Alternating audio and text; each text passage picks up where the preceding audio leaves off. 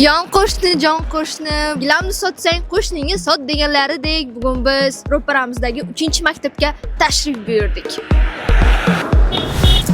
Bu maktabda juda ham ko'p natijaga erishgan o'quvchilarimiz bor. Agar shu videoni ko'rayotgan bo'lsangiz, izohlarda olovdan berib ketish esdan chiqmas. Bugun o'quvchimiz Abdulfaiz IELTSdan 7 ball olganlar uchun 1 million so'mlik cashbackni berishga keldik. Ana o'zlari ham kelyaptilar. Abdulfaiz, natijalaringiz bilan tabriklaymiz.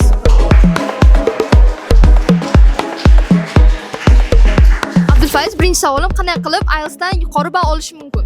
O'zi haqiqatda juda ko'p narsa talab qilinmaydi. Birinchidan bu juda katta xohish, ikkinchidan bu disiplina, uchinchidan yaxshi muhit va malakali so'zlar. Ustozim Miss Nilufar Choriyeva guruhlarida umumiy qilib aytganda 6 oy o'qib, o'z natijamni qo'lga kiritdim. Abdulfaiz, IELTS nima uchun kerak edi? O'zi hamma maqtanish uchun, albatta hazil. Asosiy maqsadim bu chet elda ta'lim olish.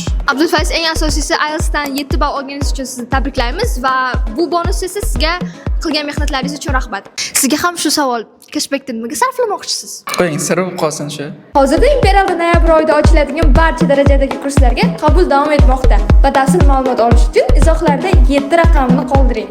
Ketdigina ofisga, ya'ni bir dunyo IELTS natijalarini e'lon qilishimiz kerak.